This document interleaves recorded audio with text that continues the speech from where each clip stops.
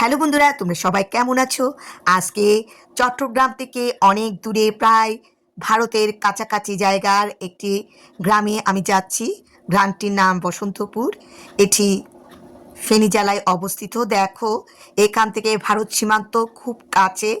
এই যে সবুজে ঘেরা প্রকৃতি দেখতে পাচ্ছ, ওইখানেই রয়েছে ভারতের সীমান্ত। আর দেখো, যেখানে গিয়েছি সেখানে কিভাবে আশীর্বাদের জন্য ডেকোরেট করা হয়েছে। দেখো, এরই মধ্যে ছেলে পক্ষ চলে আসলো আশীর্বাদের সরঞ্জাম নিয়ে। দেখো, আর ছেলেও এসেছে, তাই ছেলেকে অভ্যর্থনা করা হচ্ছে।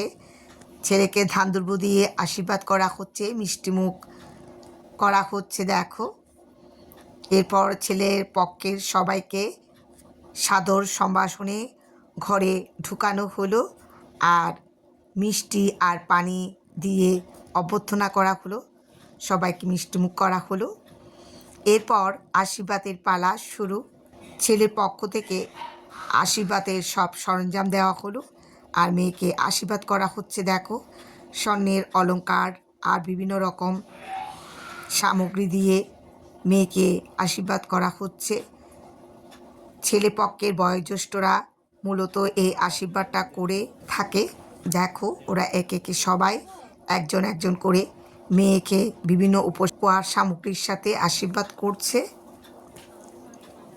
আশীর্বাদের পালা যখন শেষ হলো, তখন লাঞ্চের আয়োজন করা হলো। যেহেতু শীতকালের বেলা, তো খুব তাড়াতাড়ি সন্ধ্যা নেমে যায়, তো সেজন্যই খাবারের ব্যবস্থা করা হয়েছে। দেখো, সবাই খেতে বসে গেছে এর মধ্যেই।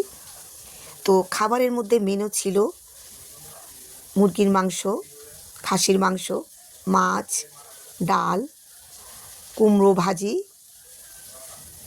চাটনি, আর কোক, দই, পোলাও, আর শসা, গাজর, লেবু, এগুলোও ছিল। তো দেখো, কত বড় ডেক্সিতে সব রান্না করা হয়েছে, বাবুর্চি দিয়ে রান্না করা হয়েছে। রান্নার আয়োজনটা খুব ভালো ছিল।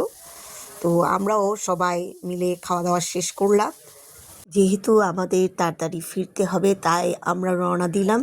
এরই মধ্যে আবার কেক কাটা হয়েছে, অনেক ছবি তোলা হয়েছে। আমাদের দেরি হয়ে যাবে বলে আমরা চলে আসলাম। তো গ্রামের এই আশীর্বাদ অনুষ্ঠান তোমাদের কেমন লাগলো আমাকে কমেন্টে জানাতে পারো।